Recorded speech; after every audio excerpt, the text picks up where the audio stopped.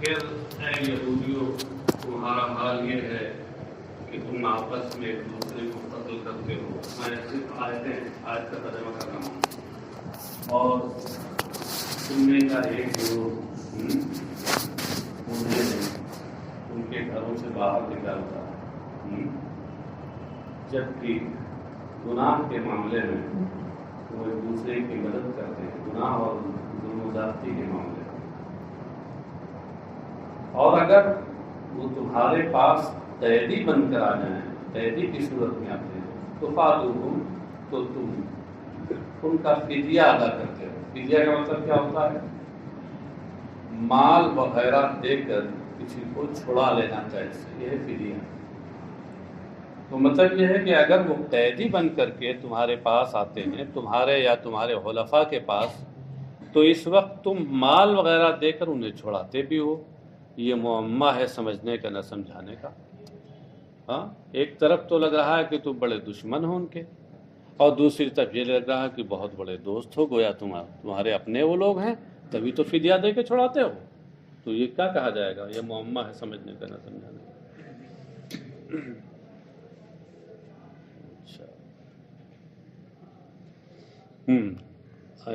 اس میں کیا ہے؟ وَهُوَ مُحَرَّمٌ عَلَيْكُمْ إِخْرَاجُهُمْ. وَهُوَ مُحَرَّمٌ عَلَيْكُمْ إِخْرَاجُهُمْ. جبکہ حال یہ ہے, معاملہ یہ ہے کہ ان کا ان کے گھروں سے اور بستیوں سے نکالنا تمہارے اوپر حرام کیا گیا ہے. ہوا کے بعد الشان نکال کر اشارہ کیا اس بات کی طرف کہ یہ ضمیر شان ہے. ضمیر شان تو جانتے ہوں گے آپ لوگ. ہاں, بڑی شان سے علم نحو کی ساری کتابیں آپ لوگوں نے پڑھی ہیں اور ختم کی ہوں گی, تو ضمیر شان تو جانتے ہوں گے. ضمیر شان وہ ضمیر غائب, ضمیر واحد غائب غیر مجرور ہے. غیر مجرور کی قید ہے. اس سے پتہ لگا کہ ضمیر شان کبھی مجرور نہیں ہوگی, یا تو مرفوع ہوگی یا منصوب. جس کے بعد کوئی جملہ ہو جو اس کی تفسیر کر رہا ہو. جیسے قل هو اللہ احد میں ہوا ضمیر شان ہے کہ جو واحد ہے, غائب ہے, مذکر ہے, غیر مجرور ہے, اور اس کے بعد ایک جملہ آ رہا ہے اللہ احد, وہ اس کی تفسیر کر رہا ہے. تفسیر کرنے کا مطلب یہ ہے کہ ہوا کا جو مرجع ہے وہ اسی میں مذکور ہوتا ہے, جس سے وضاحت ہو جاتی ہے ضمیر کی. یہاں بھی وہی صورتحال ہے کہ ہوا ضمیر شان مبتدا ہے, محرم علیکم اخراجہم یہ جملہ اس کے بعد خبر ہے, اس طور پر کہ محرم علیکم یہ خبر مقدم ہے اور اخراجہم مبتدا مؤخر ہے.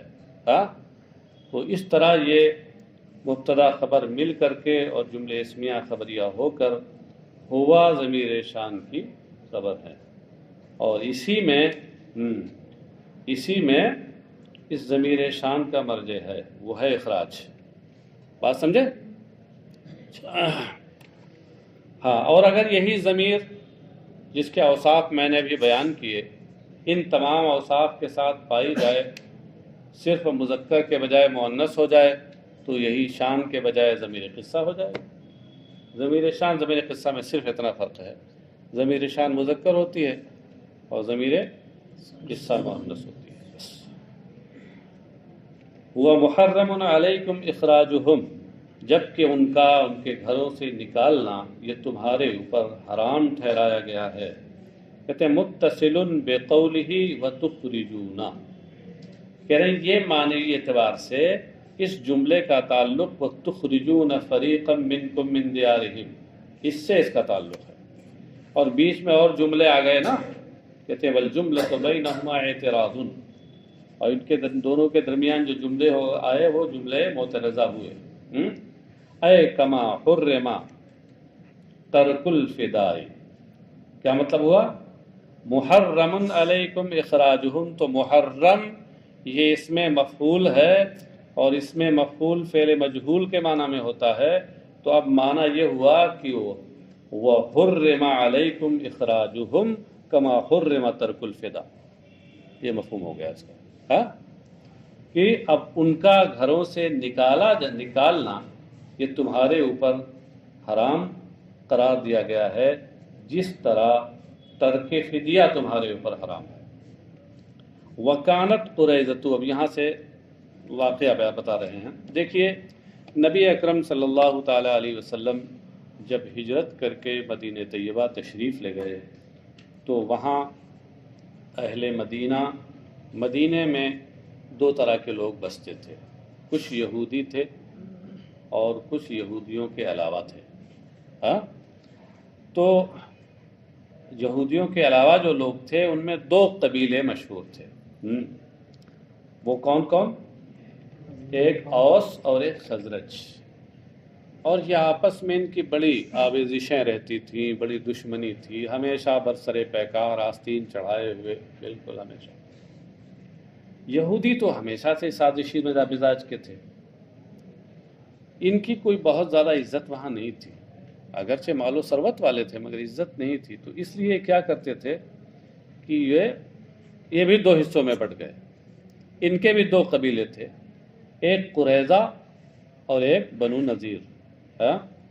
تو بنو قریظہ یہ حلیف بن گیا قبیلہ اوس کا، اور بنو نذیر یہ حلیف بن گیا قبیلہ خزرج کا، سمجھے؟ تو اب یہ کیا کرتے کہ جب اوس و خزرج کی لڑائی ہوتی تو ایسی صورت میں قریظہ قبیلہ اوس کا ساتھ دیتا کیونکہ اس کا حلیف تھا، اور یہ بنو نذیر یہ خزرج کا ساتھ دیتے، اپنے حلفاء کے ساتھ لڑتے، اور پھر جو مد مقابل ہوتے ان کو تباہ کرتے، ان کے مکانات تباہ کرتے اور ان کو شہر بدر کر دیتے۔ لیکن صاحب جب اگر کوئی یہودی قیدی بن کر کے آتا، مثلا قریظہ کا کوئی یہودی یہ کیا کہتے ہیں خزرج کے پاس قیدی بن کے آتا، تو یہ بنو نذیر جو ہیں بنو نذیر اس کو چھوڑا لیتے فدیہ دے کر۔ حالانکہ اب آپ غور کیجئے کہ آپس میں تو ایک دوسرے کے مد مقابل حریف ہیں، مگر وہاں چھوڑا لیتے۔ تو ان سے پوچھا جاتا کہ بھائی ایک طرف جنگ کرتے ہو اور دوسری طرف فدیہ دے کے چھڑا لیتے ہو، جنگ کرتے ہو اس سے لگتا ہے تم دونوں میں دشمنی ہو، فدیہ لے کے چھڑا لیتے ہو تو لگتا ہے کہ وہ تمہارے بہت اپنے ہیں، خاص ہیں۔ تو کہتے ہیں کہ وہ ہماری مذہبی کتاب میں ہمیں اس کا حکم دیا گیا۔ تو ان سے پوچھا جاتا کہ بھائی پھر تم جب مذہبی کتاب میں فدیہ دینے کا حکم ہے تو اس صورت میں تم ان سے جنگ کیوں کرتے ہو؟ آخر یہ دوسری طرف ہوتے ہیں اور تم اس طرف ہوتے ہو اپنے حلیف کے ساتھ، تو ان سے جنگ کیوں کرتے ہو، برسر پیکار کیوں ہوتے؟ کہتے ہیں اصل میں چونکہ ہم نے ان سے عقدے ان سے حلف کیا، ہم حلیف بنے ہیں، تو اس وجہ سے جنگ اس لیے کرتے ہیں تاکہ ہمارا حلیف پسپا نہ ہو، ذلیل نہ ہو۔ دیکھیں ترجمہ دیکھیں۔ وَكَانَتْ قُرَيْظَةُ حَالَفُ الْأَوْسَ وَالنَّذِيرُ الْخَزْرَجَ، قبیلہ قریظہ جو یہ یہودیوں کا قبیلہ تھا، قریظہ اس نے اوس سے معاہدہ کر رکھا تھا، قبیلہ اوس کا حلیف تھا۔ یہ اوس یہودی نہیں تھے، غیر یہودی اہل مدینہ، اور نذیر نے خزرج سے معاہدہ کر رکھا تھا، یعنی ان کے حلیف تھے۔ وہ دونوں انصار کے قبیلے تھے، بعد میں وہ انصار ہوئے سرکار کے۔ فَكَانَ كُلُّ فَرِيقٍ يُقَاتِلُ مَعَ حُلَفَائِهِ وَيُخَرِّبُ دِيَارَهُمْ وَيُخْرِجُهُمْ، تو اس میں سے ہر فریق اپنے حلیفوں کے ساتھ مل کر کے ان سے جنگ کرتا اور ان کے گھروں کو تباہ و برباد کرتا اور انہیں شہر بدر کر دیتا۔ فَإِذَا أُسِرُوا فَدَوْهُمْ، تو جب وہ قیدی بنا کے لائے جاتے تو یہ ان کا فدیہ بھی دیتے ان کو۔ وَكَانُوا إِذَا سُئِلُوا لِمَا تُقَاتِلُونَهُمْ وَتَفْدُونَهُمْ قَالُوا أُمِرْنَا بِالْفِدَاءِ، اور جب ان سے پوچھا جاتا کہ تم ایسا کیوں کرتے ہو کہ ان سے جنگ بھی کرتے ہو اور اس کے بعد فدیہ بھی دیتے ہو، تو کہتے کہ ہمیں اس کا حکم ہے، ہماری کتاب میں توریت میں اس کا حکم آیا۔ فَيُقَالُ فَلِمَا تُقَاتِلُونَهُمْ، تو ان سے کہا جاتا کہ پھر تم ان سے جنگ کیوں کرتے ہو، کیونکہ وہ یہودیوں کا دوسرا جو گروہ اور دوسرا جو فریق ہے وہ تمہارے مد مقابل فریق کے ساتھ ملا ہوا ہے، تو اس کے ساتھ وہ جنگ کرتا ہے تم سے، تم مجھ سے کرتے ہو، ایسا کیوں کرتے ہو؟ فَيَقُولُونَ حَيَاءَ أَن يُسْتَذَلَّ حُلَفَاؤُنَا، اس حیا اور اس شرم سے، وہ کہتے کہ اس حیا اور اس شرم سے کہ ہمارے حلیف ذلیل و پسپا نہ ہو جائیں۔ تو اس طریقے سے دو رنگی چال ان کی ہمیشہ تھی، آگ میں بھی پانی میں بھی۔ جی ہاں، قال تعالی، ارشاد باری تعالیٰ ہے ان کی اس بات پر، افتؤمنون ببعض الکتاب وتکفرون ببعض، تو کیا تم الکتاب کے کچھ حصے پہ ایمان رکھتے ہو؟ الکتاب سے مراد توریت، ہاں، توریت کے کچھ حصے پر تم ایمان رکھتے ہو، توریت کے اس حصے سے مراد کیا ہے؟ فدیہ دینا۔ وَتَكْفُرُونَ بِبَعْضٍ، اور بعض کا انکار کرتے ہو۔ اسی توریت میں یہ بھی تو لکھا ہے، جہاں یہ لکھا ہے کہ اگر یہ قیدی ہو جائیں تمہارے یہودی بھائی تو فدیہ دے کر چھڑاؤ، تو وہیں یہ بھی تو لکھا ہے کہ ان کے ساتھ ان کو قتل نہ کرو، انہیں شہر بدر نہ کرو، اور ان کے خلاف اور ان کا تعاون کرو، یہ بھی تو لکھا ہے، تو اس کو تو نہیں کرتے ہو۔ وَتَكْفُرُونَ بِبَعْضٍ، اور کچھ کا اور بعض کا تم انکار کرتے ہو، یہ ہے قتل نہ کرنا، اور ساتھ ہی ساتھ ان کو باہر نکالنا اور ان کے ساتھ تعاون اور مدد کا معاملہ کرنا۔ یہ مظاہرہ کس سے نکلا ہے؟ وہ تظاہرون سے ہے، تظاہر اور مظاہرہ۔ فما جزاء من يفعل ذلك منكم الا خزي في الحياة الدنيا ويوم القيامة يردون الى اشد العذاب، تو تم میں سے جو ایسا کرے اس کا بدلہ دنیاوی زندگی اور قیامت میں، نہیں، دنیاوی زندگی میں ذلت و رسوائی ہی ہے۔ فما جزاء الا، ما نافیہ ہے اور الا اس کے بعد استثناء کے لیے آیا، اور جب حرف نفی کے بعد الا آتا ہے تو اب وہاں مثبت کا معنی ہو جاتا ہے حصر کے ساتھ۔ جیسے لا الہ الا اللہ کا کیا مطلب ہے؟ اللہ ہی معبود ہے، لا الہ الا اللہ، معبود اللہ ہی ہے، سمجھے نا؟ ویسے یہاں کر سکتے ہیں فما جزاء من یفعل ذلک، تو تم میں سے جو یہ کرے اس کا بدلہ دنیاوی زندگی میں رسوائی ہی ہے۔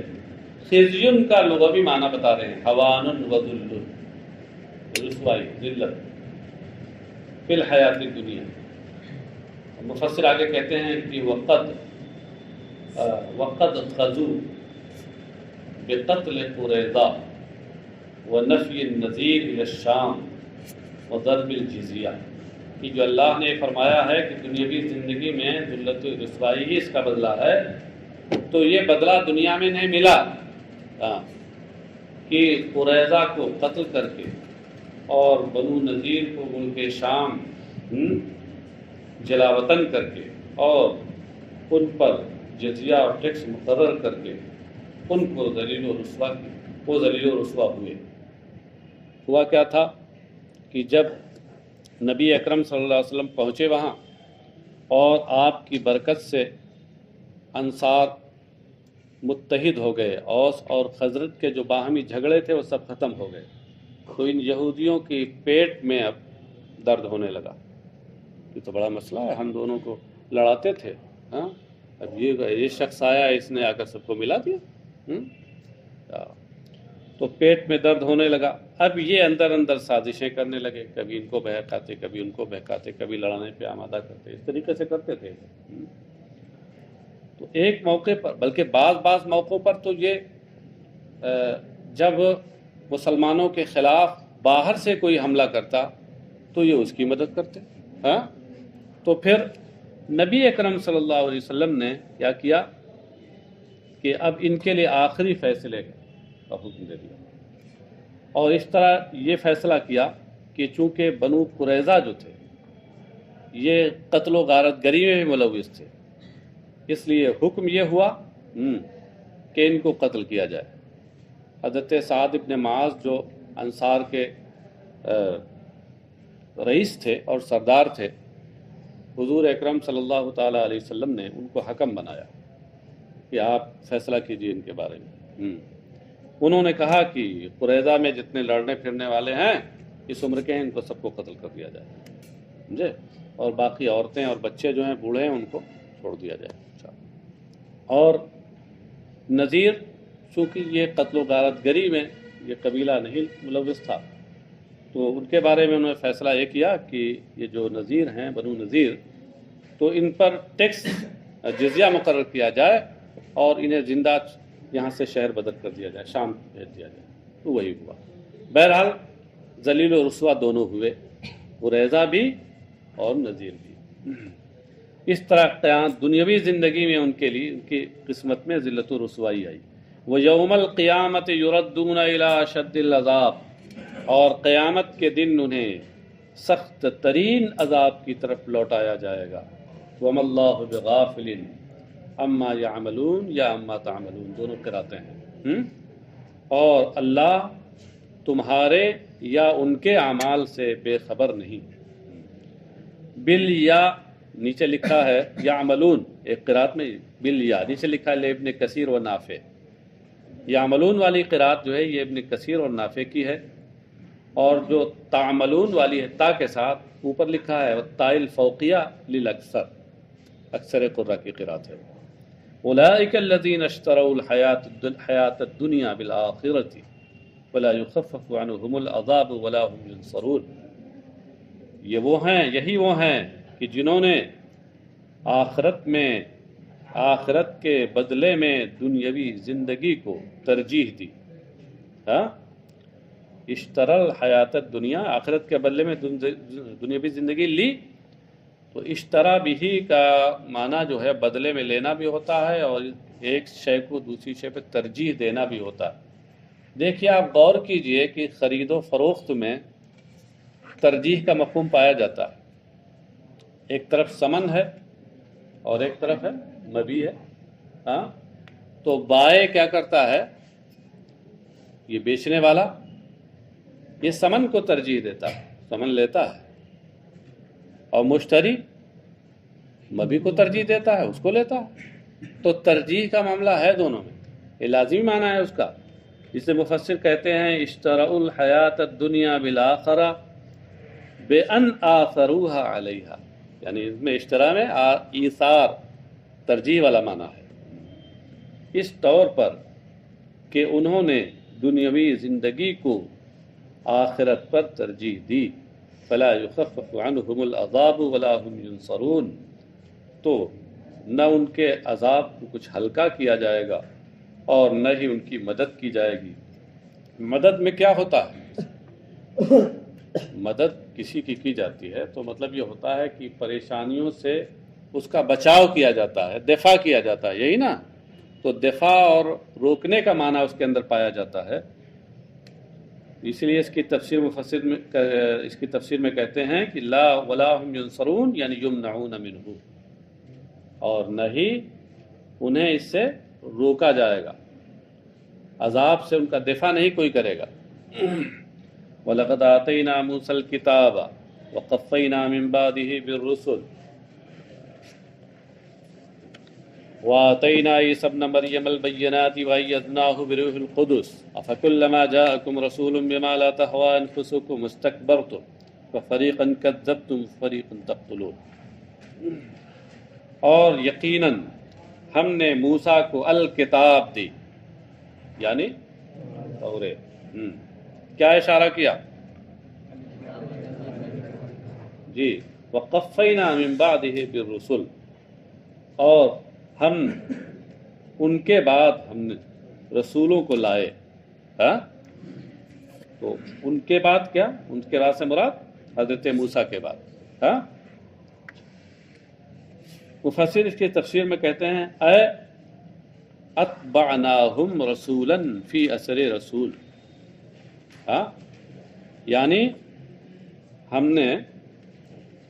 ہم ان کے بعد لائے رسول یکے بعد دیگرے، ایک رسول کے بعد دوسرا رسول لائے. اس سے کیا سمجھ میں آتا ہے کہ انبیاء بنی اسرائیل جو آئے تو بیک وقت وہ سب نہیں تھے، ایک کے بعد دوسرا آیا. اس سے یہ سمجھ میں آتا ہے. تو اس سے پہلے جو آپ نے بعض روایتوں میں سنا ہے کہ بنو اسرائیل نے ایک ہی دن میں 70 انبیاء کرام کو شہید کر دیا تھا. تو جب ایک رسول کے بعد دوسرا رسول آ رہا ہے تو یہ 70 اکٹھا کیسے ہو گئے؟ پتہ چلا کہ امام سیوطی کی یہ تفسیر یہاں پر یہ اس روایت سے ٹکرا رہی ہے. گرتے ہیں شہسوار ہی میدان جنگ میں. ابھی کم زیادہ عمر نہیں تھی امام سیوطی کی جس وقت تفسیر لکھی ہے، تو کہیں کہیں چوک تو ہو ہی سکتی ہے. لکل جواد کبوا ولکل عالم حفوا ولکل صارم نبوا. ہر عمدہ گھوڑے کو کبھی ٹھوکر بھی لگتی ہے، اور ہر تیز و تند تلوار کبھی کبھی اپنے نشانے سے چوک بھی جاتی ہے. وَلِكُلِّ عَالِمٍ حَفْوَةٌ. اور ہر صاحب علم سے کبھی لغزش بھی ہو جاتی ہے. ہو گئی لغزش تو اس سے کوئی فرق نہیں پڑا امام سیوطی پر، لغزش ہو گئی. صحیح وہی ہے کہ یہ جو انہوں نے رسولاً فی اثر رسول بڑھا دیا ہے، یہی نہیں بڑھانا چاہیے تھا. بات سمجھ گئے؟ ہاں، ایک وقت میں کئی انبیاء ہو سکتے ہیں. ایک وقت میں کئی نبی ہو سکتے ہیں. جی ہو سکتے ہیں. پھر انبیاء بنی اسرائیل میں بھی جو رسول آئے ہیں وہ رسول بھی مستقل نہیں تھے، وہ سب تابع تھے شریعت موسوی کے. تو ان کی حیثیت انبیاء ہی کی تھی. آپ سمجھ گئے؟ ہاں، اس لیے اعتراض اپنی جگہ پہ برقرار ہے. جی. وَآتَيْنَا عِیسَیٰ ابْنَ مَرْیَمَ الْبَیِّنَاتِ وَأَیَّدْنَاهُ بِرُوحِ الْقُدُسِ. اور ہم نے عیسیٰ ابن مریم کو روشن معجزات دیے. البینات یعنی المعجزات. اشارہ کیا یہ کہ بینات یہ صفات غالبہ میں سے ہے، اصل میں ہے الآیات البینات، روشن نشانیاں جن کو آپ معجزہ کہتے ہیں. ویسے معجزات جو ہے یہ خود بھی تو صفات غالبہ میں سے ہے، یہ بھی تو صفت ہی ہے. معجزہ یعنی آیت المعجزہ. تو روشن معجزات دیے، مثلا مردوں کو زندہ کرنا، اور نابینا اور ابرس یعنی سفید داغ والے کو شفا بخشنا، یہ معجزات دیے ہم نے. وَأَيَّدْنَاهُ قَوَّيْنَاهُ بِرُوحِ الْقُدُسِ. اور روح قدس کے ذریعے، مقدس روح کے ذریعے ہم نے انہیں قوت و توانائی بخشی. تائید کا معنی تقویت ہوتا ہے، تو ایدنا کا معنی قوینا ہوگا. وہی لغوی معنی بتا دیا انہیں. من اضافت الموصوف الی الصفت. روح القدس میں کہتے ہیں کہ دراصل روح موصوف ہے، اور القدس بمعنی مقدس، یہ اس کی صفت ہے. لیکن یہاں کیا ہوا کہ موصوف کی صفت کی طرف اضافت کر دی گئی. من اضافت الموصوف الی الصفت، یہ اضافت الموصوف الی الصفت کی قبیل سے ہے یہ ترکیب. یعنی معنی کیا ہے؟ اے روح المقدست، کہ روح پاکیزہ روح کے ذریعے ہم نے انہیں قوت پہنچائی. یہ پاکیزہ روح کون تھے؟ حضرت جبرائیل لطہارتہ. اور ان کو روح مقدسہ کیوں کہا گیا؟ لطہارتہ، کیونکہ یہ پورے طور پر مقدس اور طاہر ہیں، پاک ہیں. یسیر معہ حیث سارا، تو یہ ان کے ساتھ حضرت عیسیٰ کے ساتھ چلتے، حضرت عیسیٰ جہاں بھی جاتے. فلم تستقیموا، فلم تستقیموا، اتنا سب کچھ ہونے کے باوجود پھر بھی اے یہودیو تم راہ راست پہ نہ آئے. تستقیموا سے میں یہاں خطاب کس سے ہے؟ وہی یہودیوں سے، کہ ہم نے یہ سب یہ کیا پھر بھی تم راہ راست پہ نہ آئے. اور اس کے بعد آگے پھر لا جی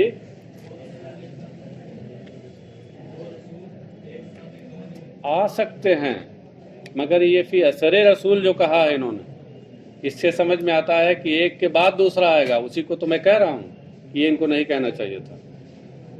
تو رسول ایک ساتھ آ سکتے ہیں، مثلا اس زمانے میں جو رسول ہوتے تھے سرکار کے علاوہ بقیہ بعد پہلے کے جو رسول ہیں وہ پوری دنیا کے لیے تو ہوتے نہیں تھے، کوئی اس آبادی کے لیے، کوئی اس آبادی کے لیے، کوئی اس خطے کے لیے، کوئی اس خطے کے لیے، تو ایک وقت میں کئی رسول آ سکتے ہیں، کوئی استحالہ نہیں۔ مگر یہ رسولاً فی اثر رسول جو کہہ رہے ہیں، اس سے سمجھ میں آتا ہے کہ بنی اسرائیل میں ایسا نہیں ہوا ہے کہ ایک وقت میں کئی رسول ہوں۔ یہ کہ جی ہاں ہاں تو دونوں رسول تھوڑے تھے، ایک نبی تھے ایک رسول تھے۔ ہاں وہ بطور تبلیغ کہا، اس لیے کہ رسول اسے کہتے جس پہ کتاب نازل ہو، حضرت ہارون پہ کوئی کتاب نازل نہیں ہوتی، بطور تبلیغ کہہ دیا۔ اور وہ بھی تو ہمارا موقف اس کے خلاف تھوڑا ہے، ان کا موقف نہ خلاف ہے، اسی کو میں کہہ رہا ہوں چوک ہوئی، ہمارے پر ان کے موقف سے اعتراض کر رہے ہیں۔